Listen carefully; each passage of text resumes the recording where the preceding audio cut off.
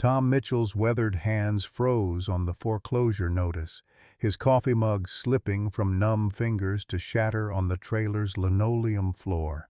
Outside, Thunder, his 800-pound Brahman bull, stood motionless at the cave entrance, massive head lowered, dark eyes fixed on something deep within the limestone darkness that had swallowed every treasure hunter foolish enough to enter over the past century. The sheriff's deputies weren't here for the overdue taxes anymore.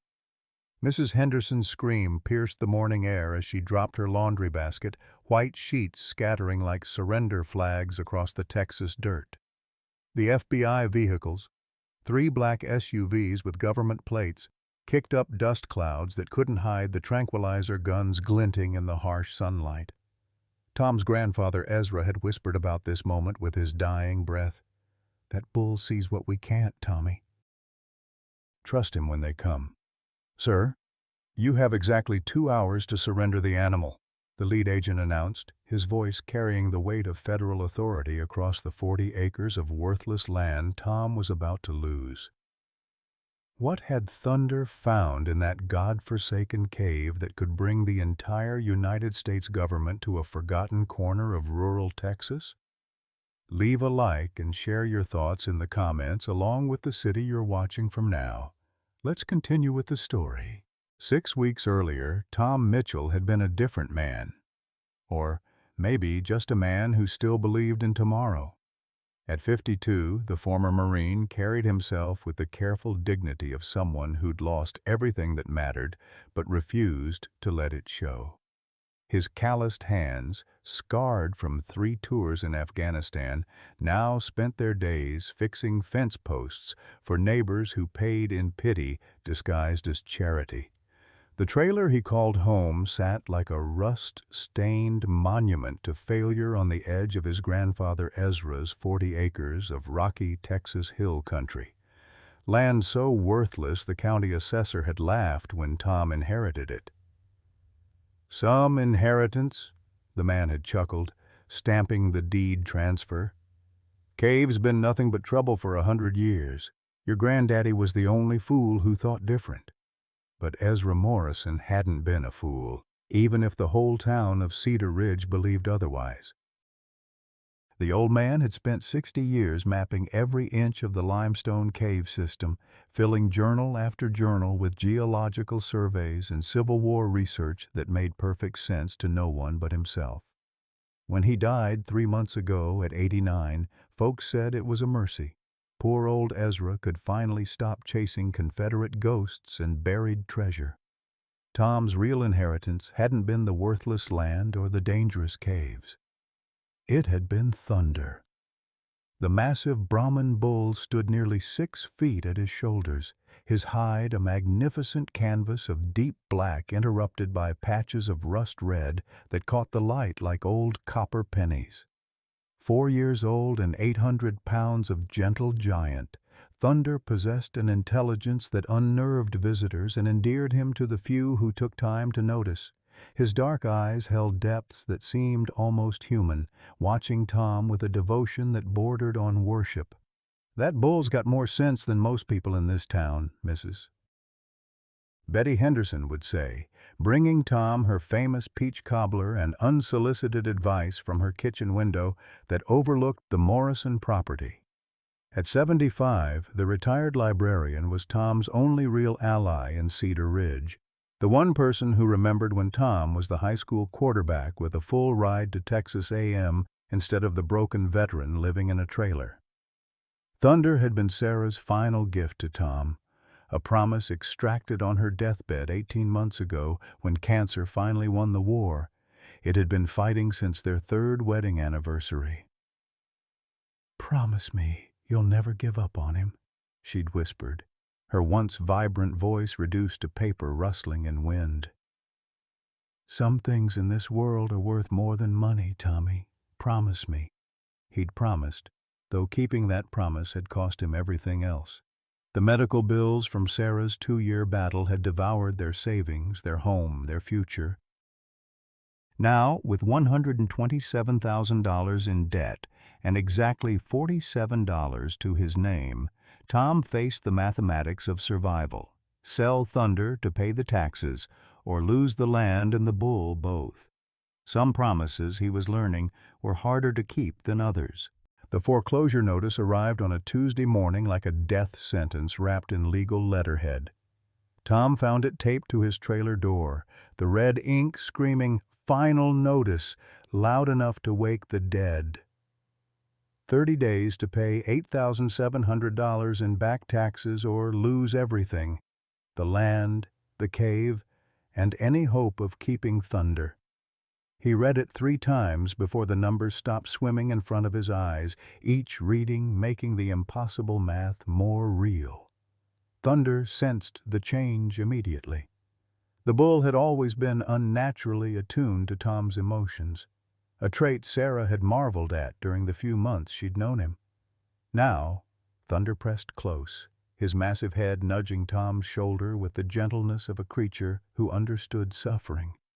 "I know, boy," Tom whispered, his voice rough with unshed tears. "I know you're trying to help."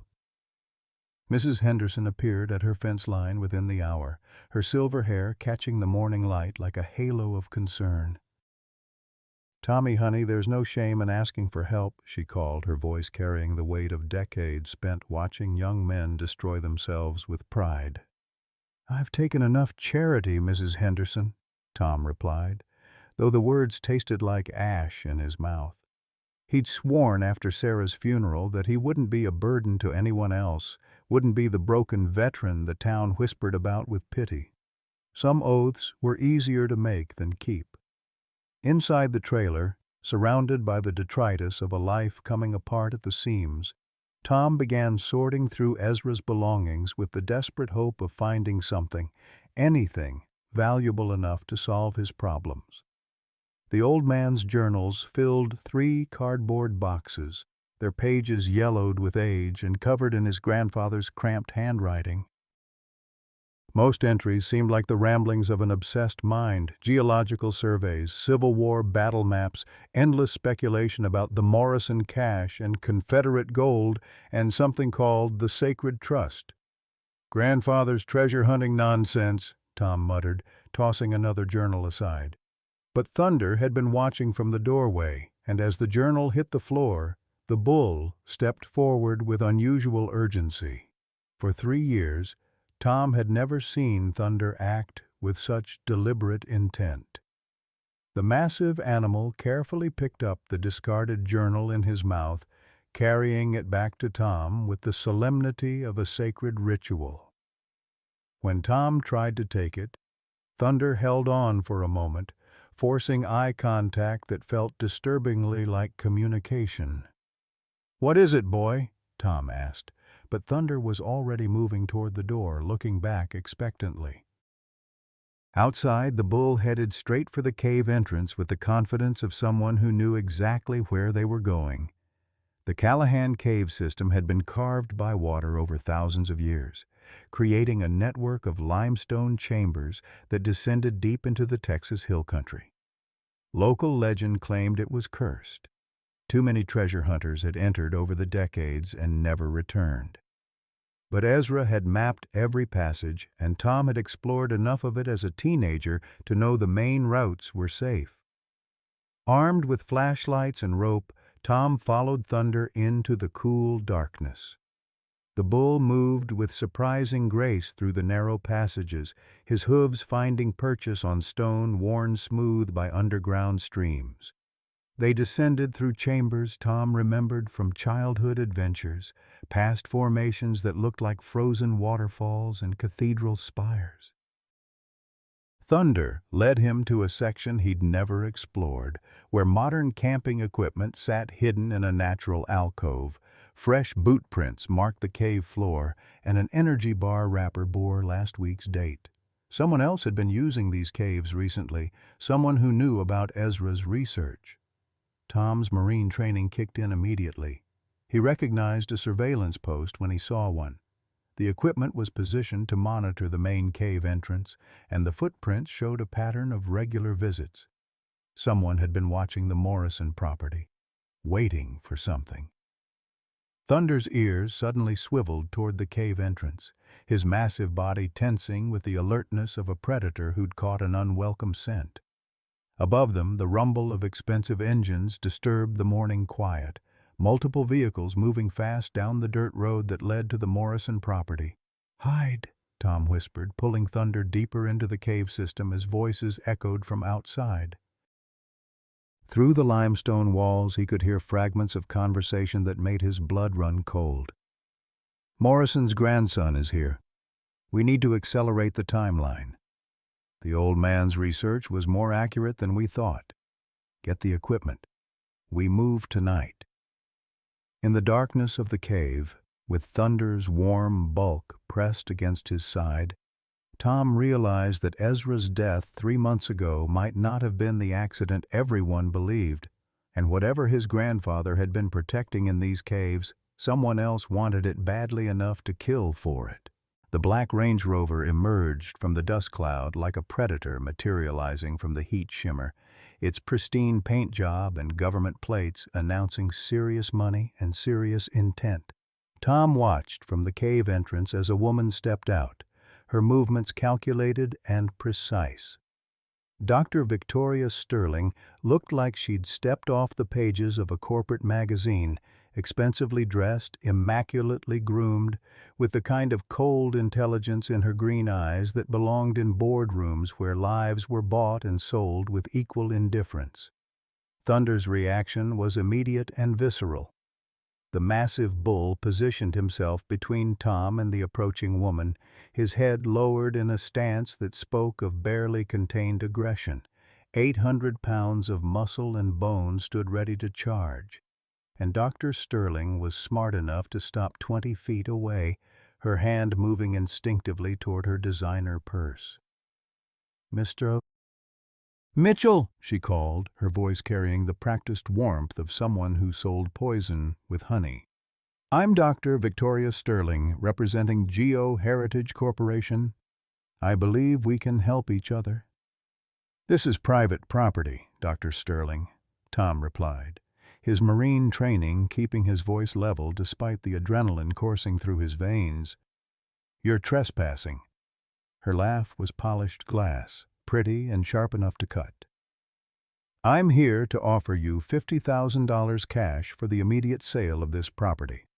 I think you'll find our terms generous." The number hit Tom like a physical blow. 50,000 would solve every problem he faced. The taxes, the debts, the impossible mathematics of survival. But it was also 10 times what the land was worth, and Tom hadn't survived 3 tours in Afghanistan by ignoring when something smelled wrong. "That's generous for 40 acres of worthless rock," he said carefully. "What's the catch?" Sterling's smile never wavered, but something predatory flickered behind her eyes. "My client values historical significance. Your grandfather's research was quite thorough. We're prepared to compensate you fairly for his lifetime of work." Thunder's growl was so low it seemed to come from the earth itself, a rumble that spoke of ancient warnings and primal threats. The bull had never reacted to anyone this way, not to strangers, not to the veterinarian, not even to the deputies who'd come about noise complaints.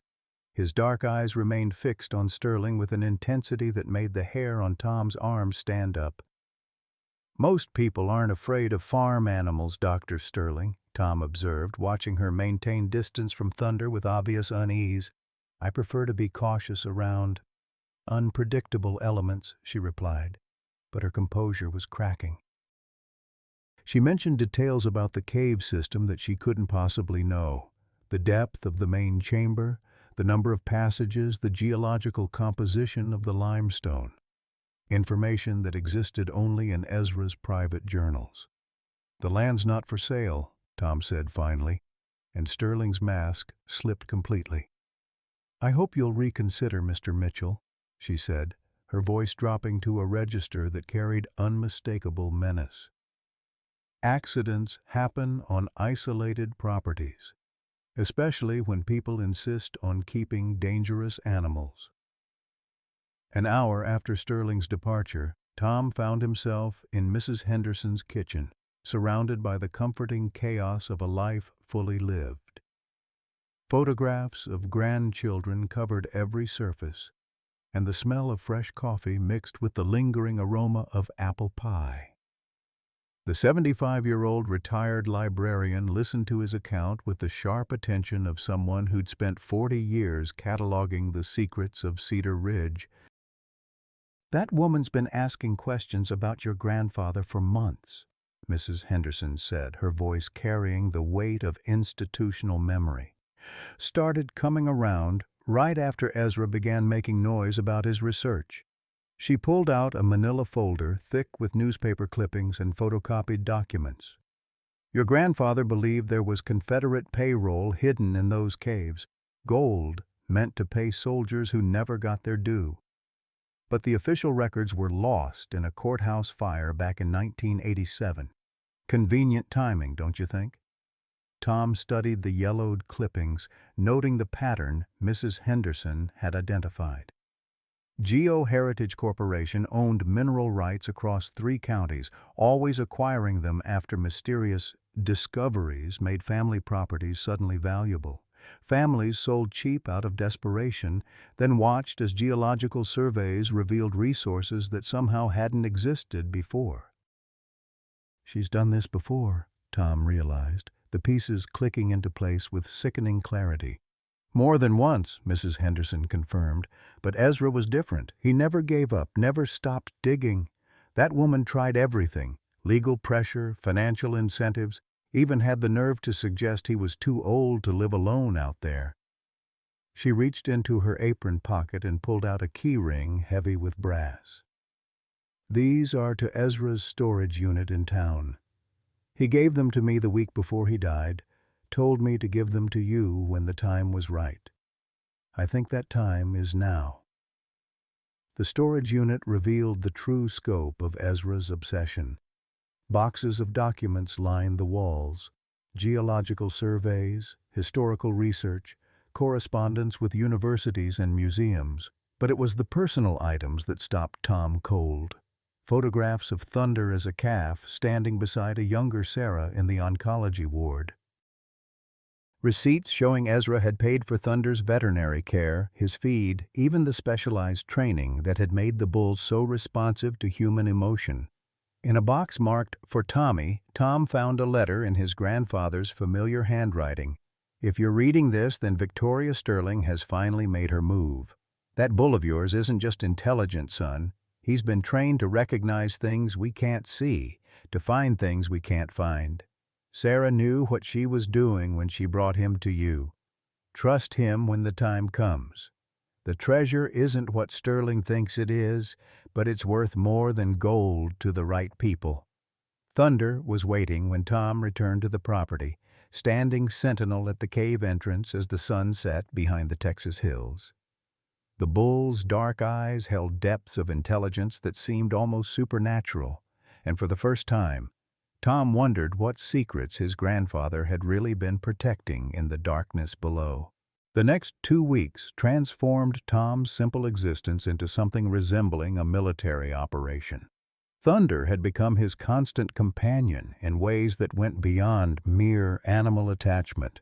The bull demonstrated an uncanny ability to navigate the cave system as if he'd memorized every passage, every hidden chamber, every dangerous drop-off that had claimed unwary explorers over the decades. Each morning they descended into the limestone depths together, following routes mapped in Ezra's meticulous journals, searching for whatever truth had been worth a lifetime of obsession. Ezra's research revealed itself to be far more sophisticated than the ravings of an eccentric old man. 60 years of geological surveys, historical documentation, and systematic exploration had produced a comprehensive map of not just the cave system, but the entire region's underground network. The journals detailed water tables, mineral compositions, and structural integrity assessments that would have impressed professional surveyors.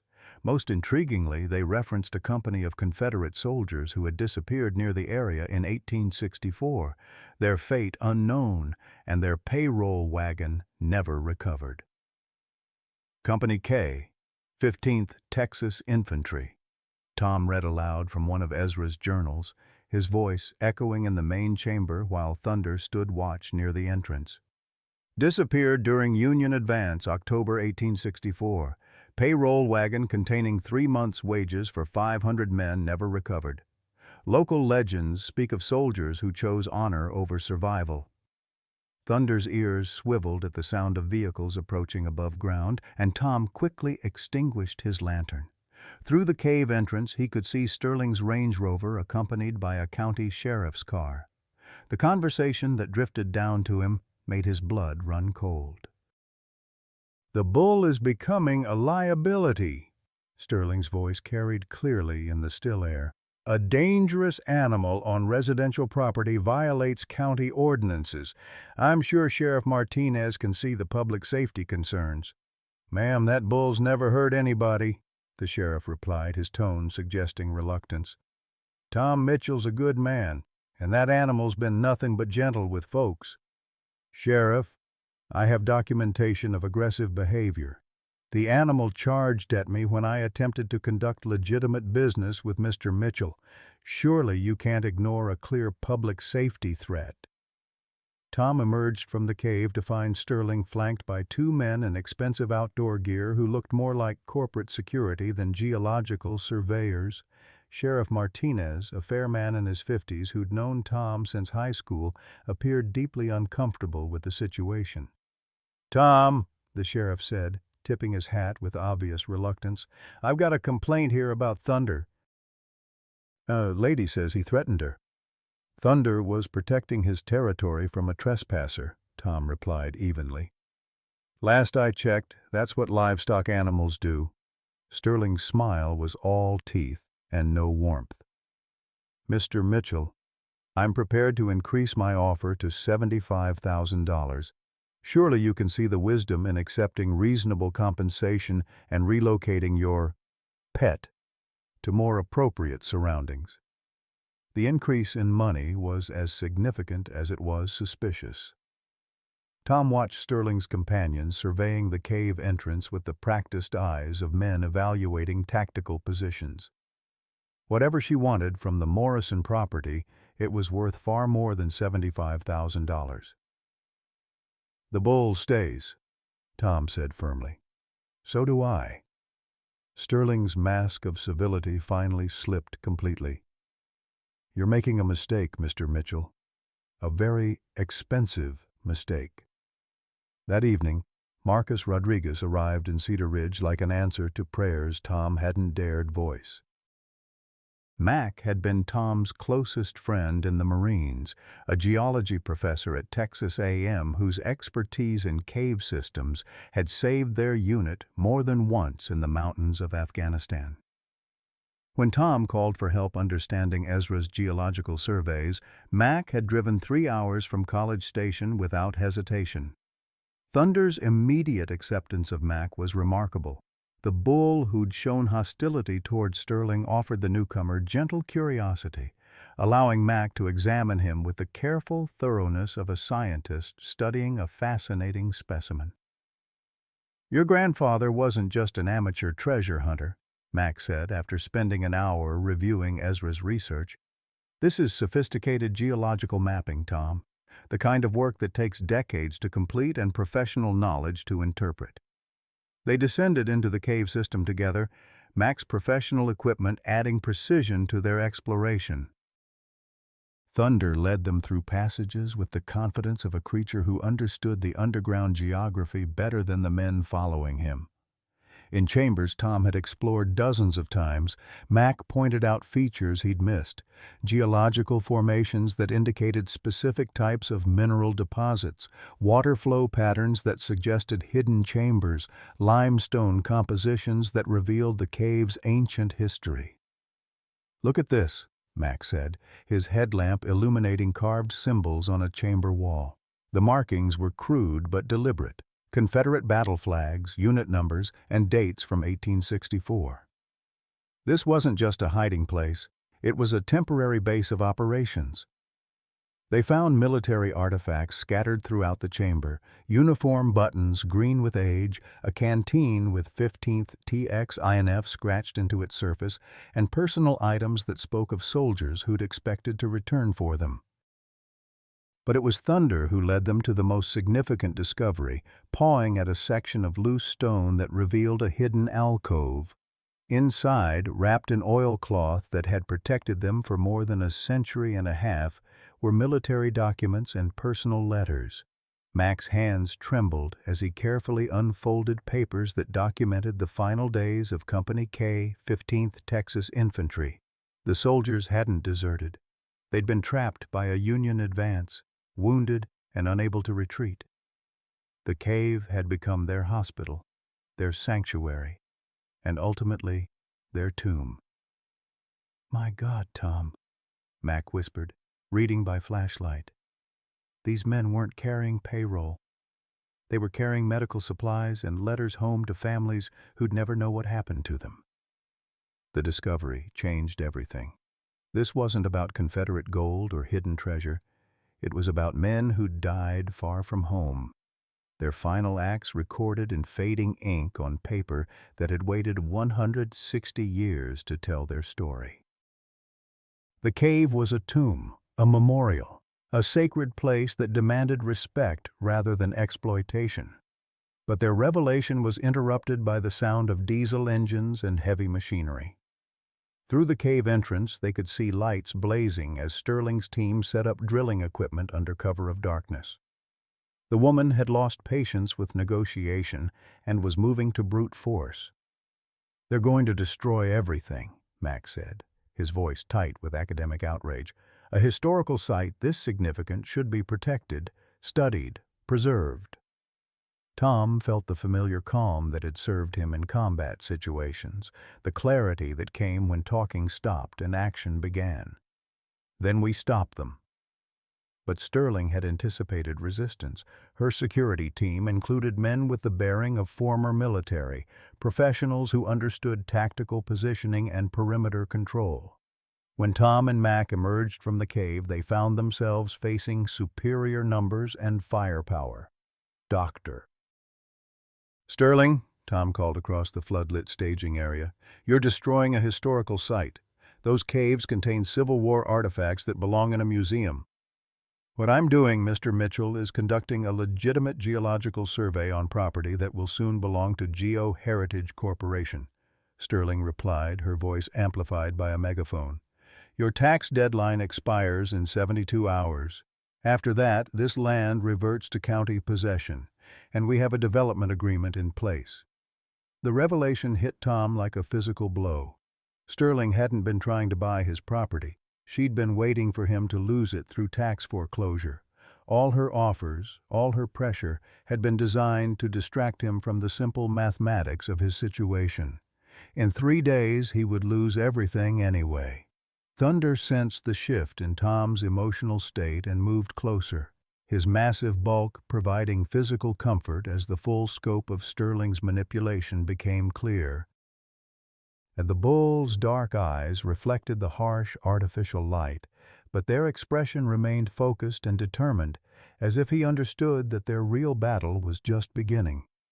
Mac placed a hand on Tom's shoulder, the gesture carrying the weight of shared combat experience and unshakable loyalty.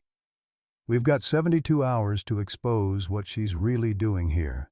Your grandfather spent 60 years protecting this place. We can find a way to honor that."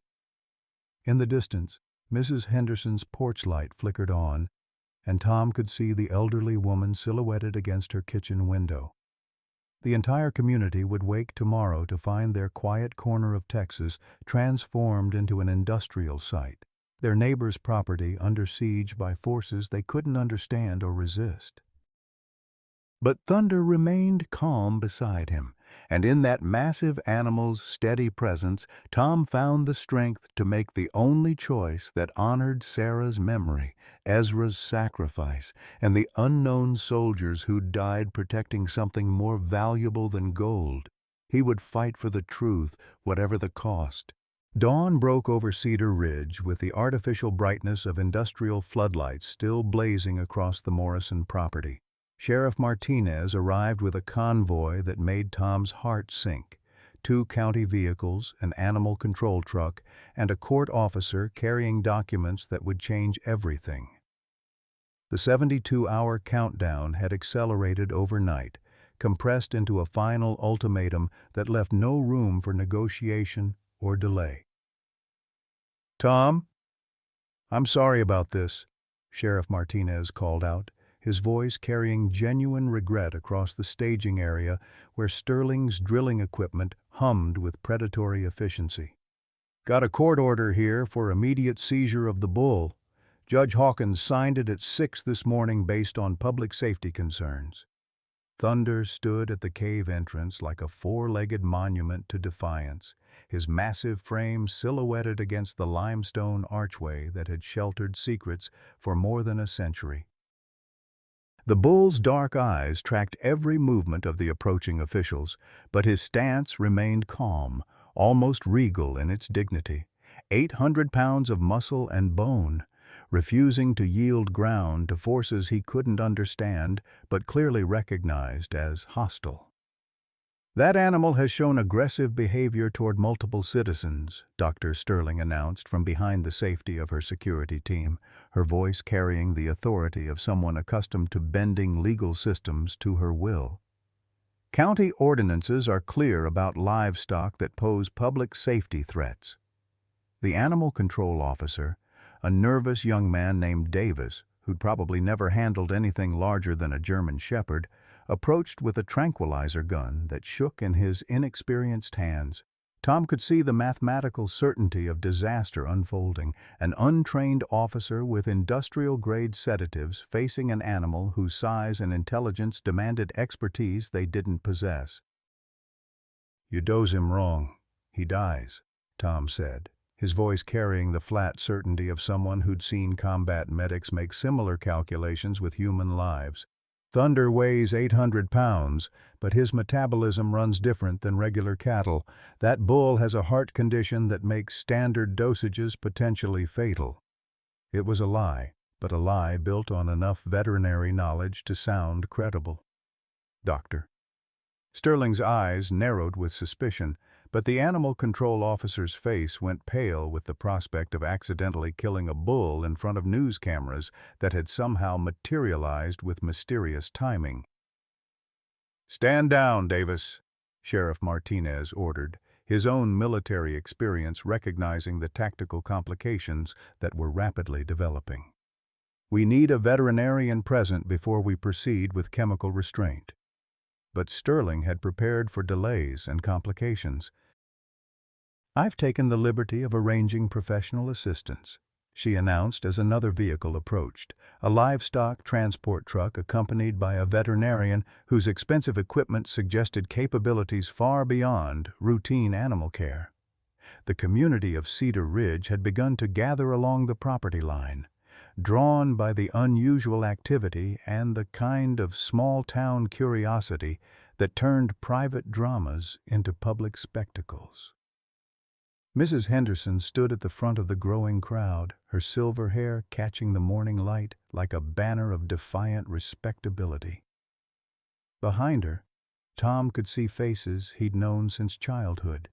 The barber who'd cut his hair in high school, the mechanic who'd taught him to rebuild engines, the teacher who'd encouraged his college dreams before war and loss had redirected his path.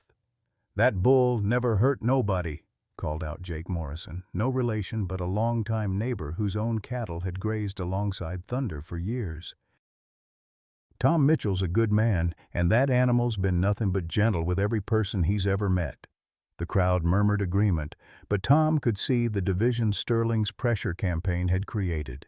Some faces showed support and sympathy, but others reflected the practical concerns of people who couldn't afford to antagonize forces with enough money and legal power to destroy livelihoods.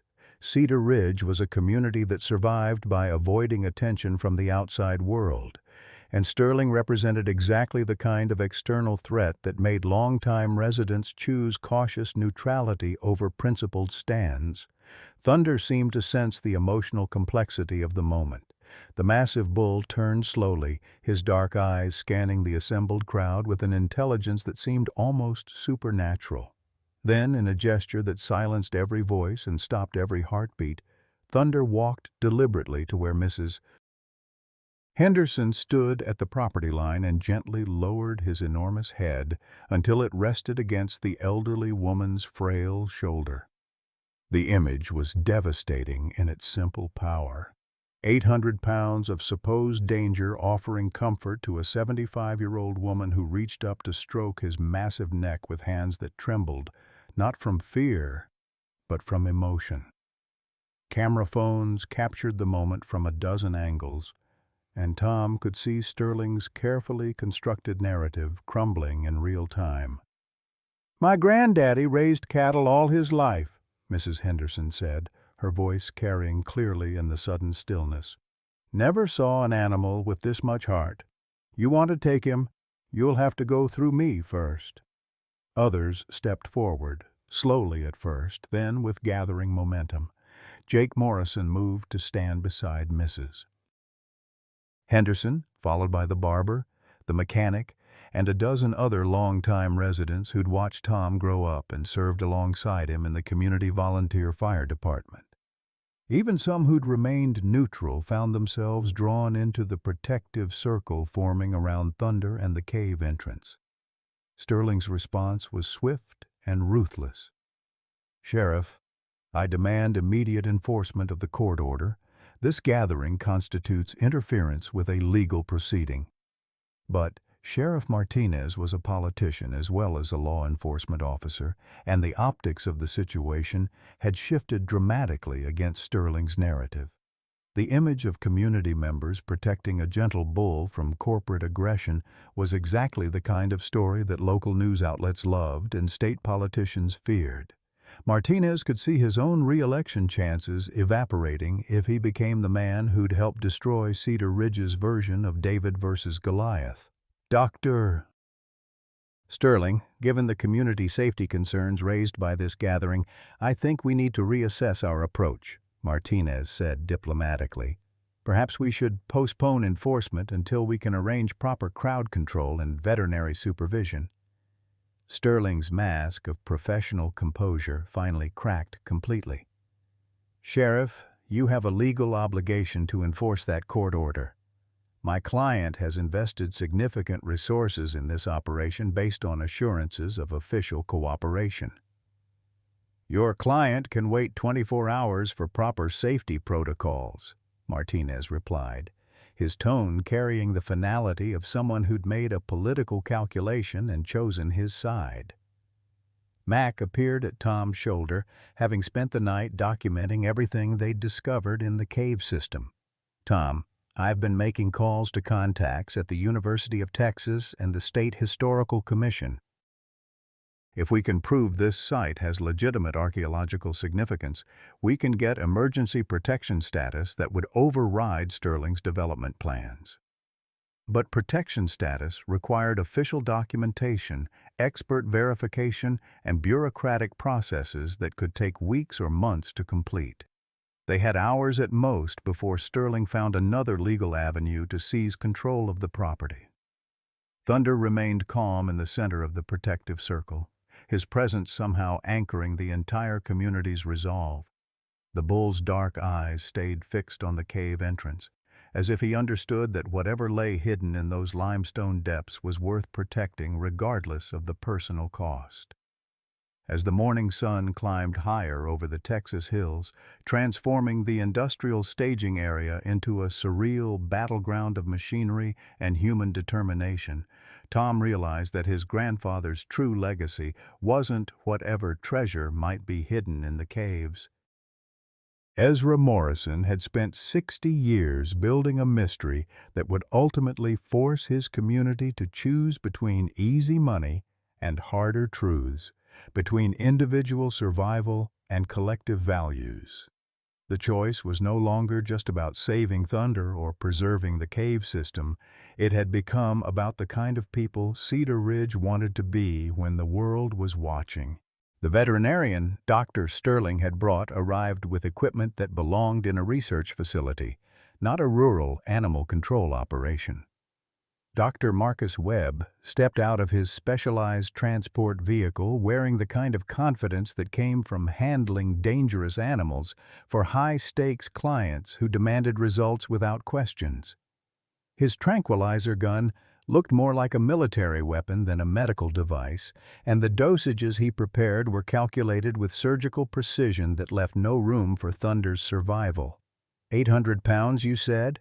Webb asked Tom with clinical detachment, loading a dart that gleamed silver in the harsh floodlight. I'll use a combination that accounts for stress hormones. Should drop him in 30 seconds, keep him under for 6 hours. Plenty of time for transport. Tom watched the preparation with the helpless fury of someone who recognized execution disguised as procedure. The dosage Webb was preparing would kill Thunder, maybe not immediately, but certainly during the stress of forced transport to whatever facility Sterling had arranged. The bull would die in a cage, alone and terrified, another casualty of corporate greed wrapped in legal justification. Thunder seemed to understand the approaching danger with an intelligence that transcended normal animal instinct. The massive bull moved closer to Tom, pressing his warm flank against his owner's leg in a gesture that spoke of trust, loyalty, and acceptance of whatever fate awaited them both. His dark eyes remained calm, but Tom could feel the slight tremor in the powerful muscles beneath the black and rust-red hide. "Don't do this," Tom said to Sterling, abandoning pride for desperate pleading. "That bull is all I have left of my wife. She loved him, trained him, made me promise to protect him. You want the land? Take it. But let me keep Thunder." Sterling's response was a smile sharp enough to cut glass. "Mr. Mitchell, your personal attachments are not my concern. That animal represents a liability that my client cannot accept. Once the tranquilizer takes effect, he'll be transported to a facility better equipped to handle dangerous livestock." The crowd of Cedar Ridge residents pressed closer to the property line, their earlier show of support transforming into something more desperate as they watched Dr. Webb prepare for what everyone understood was essentially an execution. Mrs. Henderson's eyes filled with tears she was too proud to shed, while Jake Morrison's hands clenched into fists that couldn't strike at enemies protected by law and money. Mac stood beside Tom with the frustrated rage of someone whose expertise was worthless against willful ignorance. "Tom, the archaeological evidence we've documented should be enough to stop this. The State Historical Commission won't move fast enough," Tom finished, his voice hollow with defeat. "Sterling's got judges in her pocket and lawyers on retainer. By the time bureaucrats finish reviewing paperwork, Thunder will be dead and the cave system will be stripped clean." Dr. Webb raised his tranquilizer gun with professional calm, sighting down the barrel at Thunder's massive chest. The bull stood motionless, neither advancing nor retreating, his dignity intact even in the face of approaching death. For a moment that seemed suspended outside of time, predator and prey regarded each other across 20 feet of Texas dirt that might as well have been an unbridgeable chasm. Then Thunder did something that shattered every assumption about animal intelligence and emotional capacity. The bull turned away from Dr. Webb's weapon and walked slowly to where Tom stood frozen with grief and helpless fury. Thunder lowered his enormous head until his forehead touched Tom's chest, and in that gesture of absolute trust and forgiveness, he communicated more about love and loyalty than any human words could express. The tranquilizer dart caught Thunder in the shoulder with a metallic snap that echoed across the sudden silence like a breaking bone. The massive bull staggered once, his legs trembling with the effort to remain standing, but his eyes never left Tom's face. For 30 seconds that felt like 30 years, Thunder fought the chemicals racing through his bloodstream with the determination of someone who understood that surrender meant abandoning the person who needed him most. When Thunder finally collapsed, His fall seemed to shake the very foundations of the earth. 800 pounds of muscle and bone hit the ground with a sound like thunder itself, and the massive bull lay still beneath the harsh artificial light while his chest rose and fell in shallow breaths that grew slower with each passing moment. Tom dropped to his knees beside Thunder's head, his hands stroking the soft fur around the bull's ears, while tears he'd held back for 18 months finally broke free. "I'm sorry, boy," he whispered, his voice breaking with the weight of promises he couldn't keep and love that couldn't protect. "I'm so sorry I failed you." Sterling's security team moved forward with the mechanical efficiency of people who'd performed similar operations many times before. They had cables and pulleys, a loading ramp, and a transport cage that would carry Thunder away from the only home he'd ever known to die alone among strangers who saw him as nothing more than a liability to be eliminated. The community of Cedar Ridge watched in stunned silence as their last stand crumbled into tragedy. The transport cage was already rolling up the ramp when the first news van crested the hill, followed by another, then 3 more in rapid succession. Within minutes, the quiet drama of Cedar Ridge had exploded into a media circus that no one had anticipated. Camera crews spilled out of vehicles with the practiced urgency of professionals who smelled a story with national potential, their equipment transforming Sterling's carefully controlled operation into a very public spectacle. This is Rebecca Torres, Channel 7 News, reporting live from Cedar Ridge, Texas, where a beloved community bull named Thunder has just been tranquilized and seized by corporate security forces, the lead reporter announced to her camera, her voice carrying the kind of manufactured outrage that turned local incidents into viral phenomena. Residents here say this gentle giant has never harmed anyone, but Dr. Victoria Sterling of GeoHeritage Corporation claims the animal poses a public safety threat. Sterling's face went white as she realized the carefully orchestrated legal proceeding had just become a public relations nightmare, broadcast live to television audiences across the state. Social media exploded with images of Thunder's collapse, the protective circle of elderly residents, and Mrs. Henderson's tears as the massive bull was loaded into the transport vehicle. #SaveThunder began trending within an hour, accompanied by photos that made Sterling look like a corporate villain straight from central casting. But the media attention brought unexpected revelations that changed everything.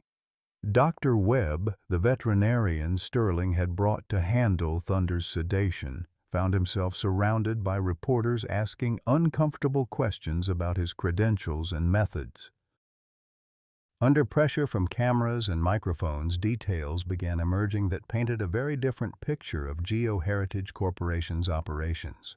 Dr. Webb has been cited multiple times for improper dosing protocols, announced Sarah Chen, an investigative reporter from Austin, whose research team had been tracking corporate land acquisition patterns across rural Texas. His veterinary license was suspended in Oklahoma following the deaths of several animals during forced relocations. Why would GeoHeritage hire someone with this track record unless they specifically wanted an outcome that eliminated rather than relocated problem animals? The question hung in the air like an accusation, and Sterling's carefully constructed narrative began crumbling in real time.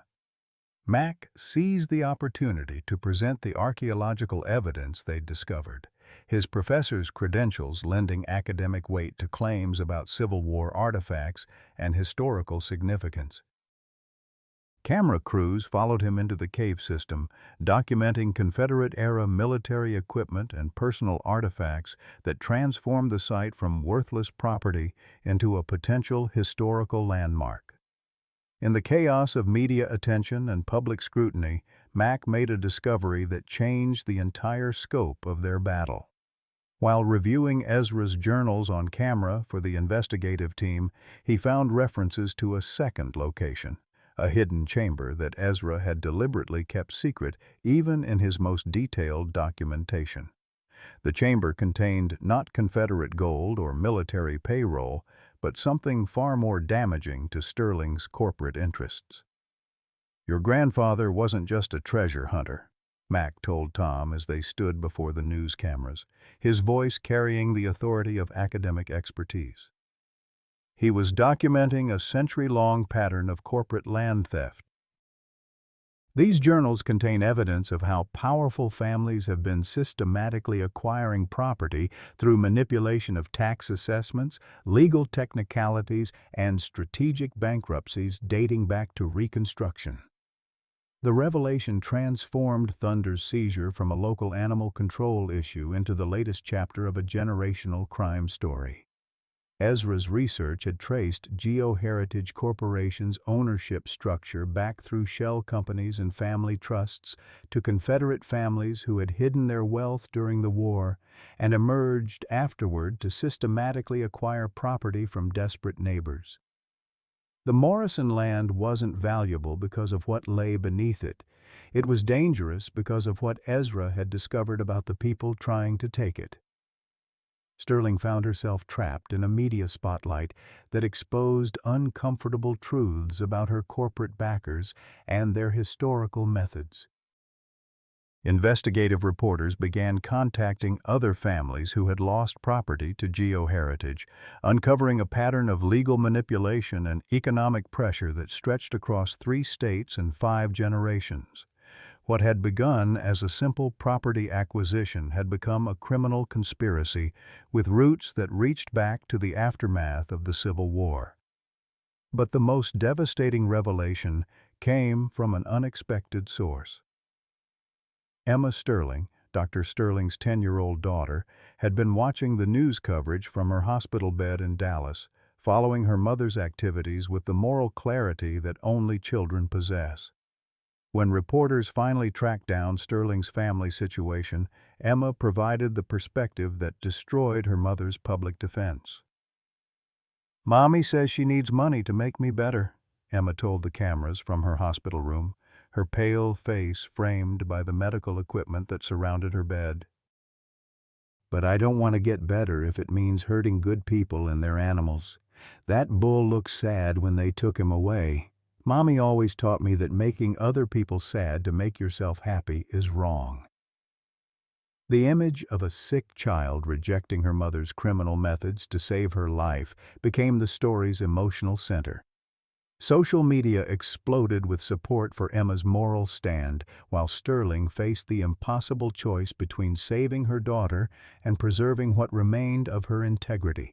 Public pressure mounted for Thunder's immediate release, for investigation of GeoHeritage Corporation, and for protection of the historical site that Ezra Morrison had spent his lifetime defending. Sterling's corporate backers began distancing themselves from the operation as stock prices fell, and federal investigators announced preliminary inquiries into GeoHeritage's business practices. The careful legal framework that had protected their acquisitions for generations crumbled under media scrutiny and public outrage, exposing them to lawsuits from hundreds of families who had lost property over the decades. Mac's phone buzzed with calls from universities, museums, and federal agencies interested in the archaeological discoveries. The cave system that Sterling had planned to strip mine for imaginary treasure was rapidly gaining protection as a legitimate historical site, with academic institutions offering funding for proper excavation and preservation. Tom found himself appointed as temporary guardian of the site with a federal salary that solved his financial problems while honoring his grandfather's legacy. But Thunder remained unconscious in the transport vehicle, his massive frame barely fitting in the cage that would have been his coffin if Dr. Webb's calculations had been more precise. The tranquilizer cocktail was powerful enough to keep the bull sedated for hours, but not lethal enough to avoid the public relations disaster of a beloved animal dying on live television. Thunder's survival had been an accident, a miscalculation that gave Tom and the community a narrow window to reverse Sterling's legal victory. Sheriff Martinez found himself caught between competing pressures. the court order that required Thunder's removal, and the media attention that made enforcement a career-ending proposition. His solution was bureaucratic genius disguised as procedural caution. Suspend all action pending investigation of Dr. Webb's credentials and review of the emergency archaeological designation that Max University contacts were fast-tracking through federal channels. Given the complexity of competing legal claims and the potential historical significance of this site, Martinez announced to the cameras, "I'm ordering a 72-hour suspension of all seizure activities pending resolution by appropriate federal authorities."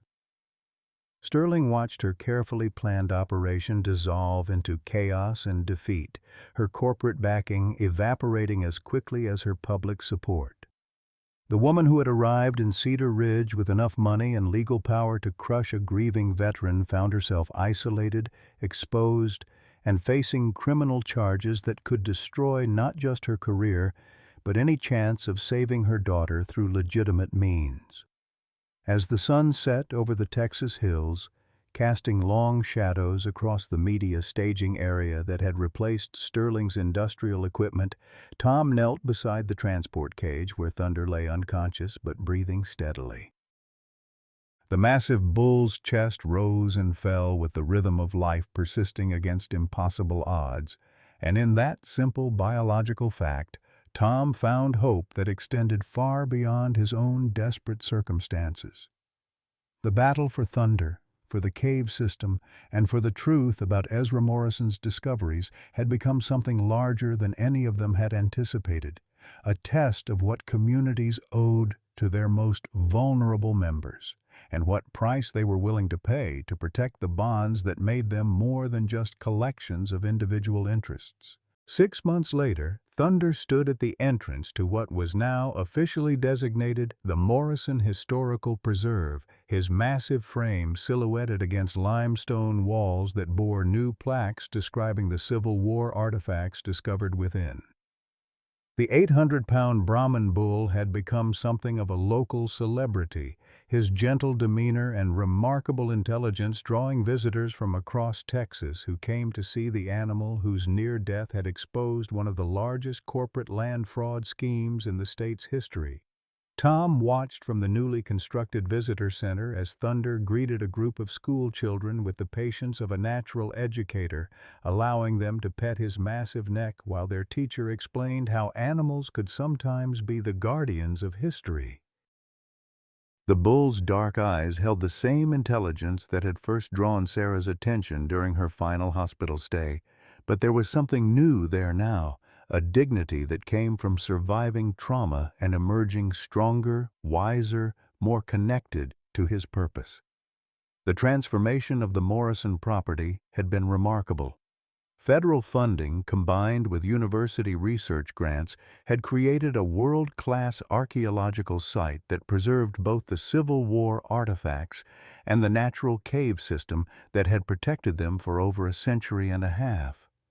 Tom's new role as site director came with a salary that had eliminated his crushing medical debt and provided financial security he hadn't known since before Sarah's illness. More importantly, it gave him a purpose that honored both his grandfather's dedication and his wife's memory. Dr. Victoria Sterling had undergone her own transformation, though at a cost that made victory feel hollow. The criminal charges against GeoHeritage Corporation had been devastating.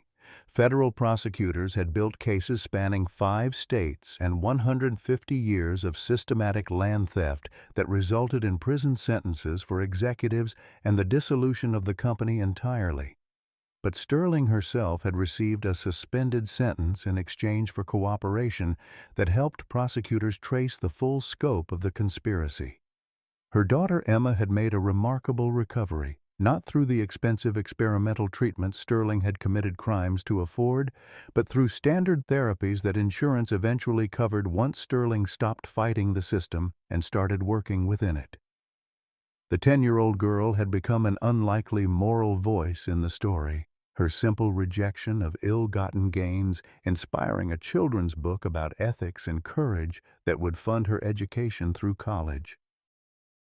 Sterling now worked as a forensic accountant, helping federal investigators untangle the complex financial structures that corporations like GeoHeritage used to hide their activities. Her expertise in the very systems she had once exploited made her invaluable in pursuing justice for the hundreds of families who had lost property over the decades. It was painful work, requiring her to confront the full scope of damage she had participated in, but it also offered the possibility of redemption through service to those she had harmed. "She asks about Thunder sometimes," Sterling told Tom during one of her visits to provide testimony for the ongoing investigations. "Emma wants to know if he's forgiven her for what I did." Tom looked across the preserve grounds where Thunder was leading a group of visitors toward the cave entrance, his massive form moving with the careful grace of someone who understood his responsibility as a living symbol of loyalty and perseverance. "Animals don't hold grudges the way people do," Tom replied. "Thunder judges people by how they treat him in the present, not by what they did in the past."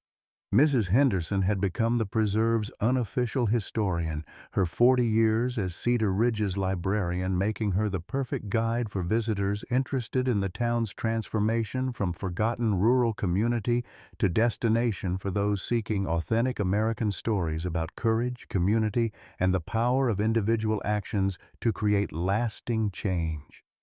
At 76, she possessed an energy that seemed to draw strength from watching her neighbors prosper, rather than merely survive. "You know what I love most about this whole story?" she told visitors during her weekly tours.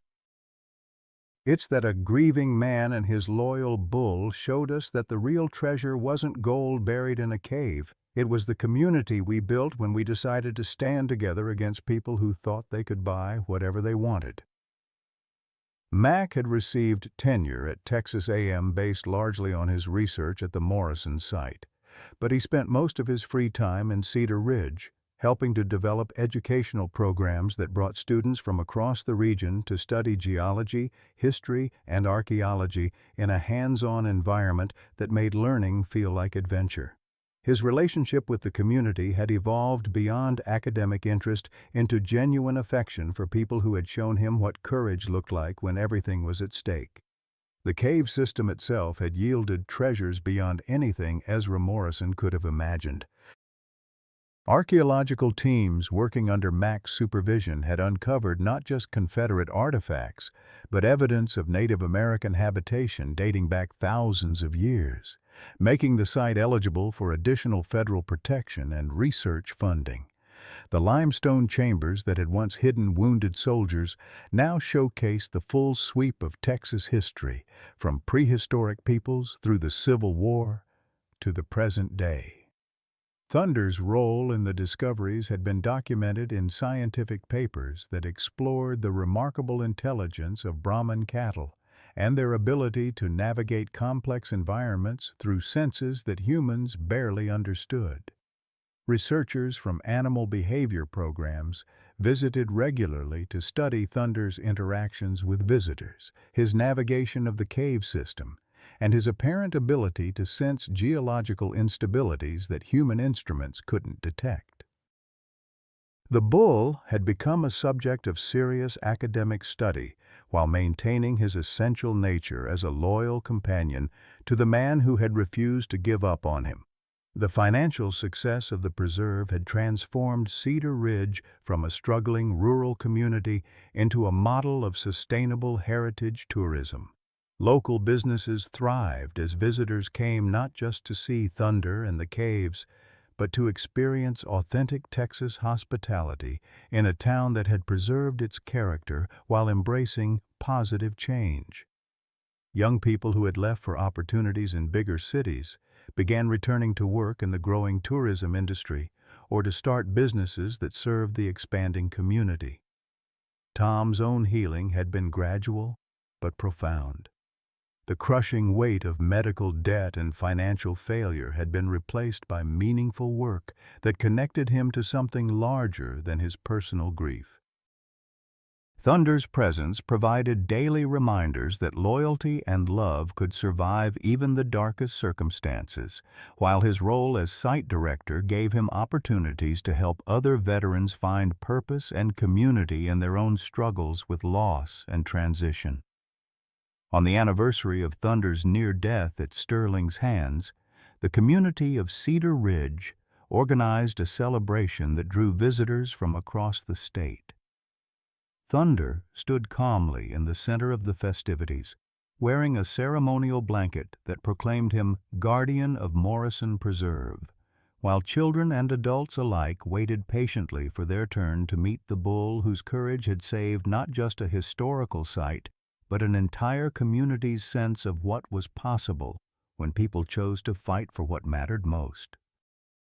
Emma Sterling attended the celebration with her mother, the girl's health restored and her spirits bright with the knowledge that her moral stand had helped create something beautiful from what could have been tragedy. When she approached Thunder with typical childhood directness, the massive bull lowered his head to her level, allowing her to stroke his forehead, while she whispered an apology he couldn't understand, but seemed to accept with the wisdom of someone who had learned that forgiveness was more powerful than revenge.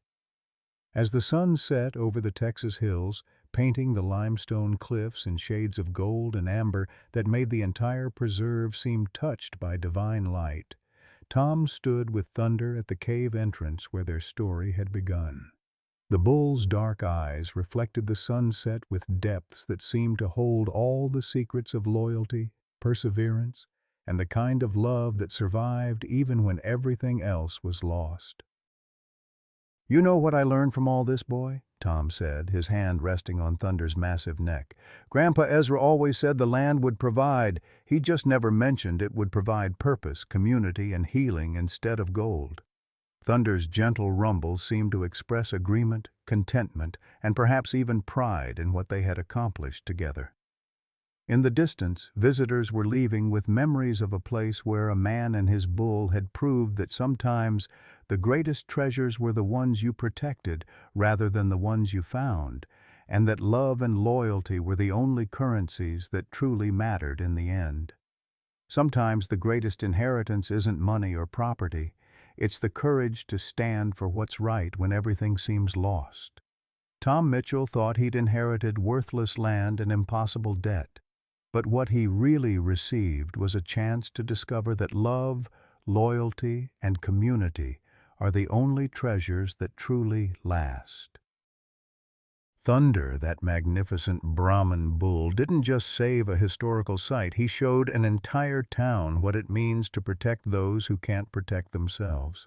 For those of us who've lived long enough to know real loss, whether it's a spouse, a dream, or financial security, Tom's story reminds us that our darkest moments often precede our greatest victories. Sarah's final gift wasn't just a bull.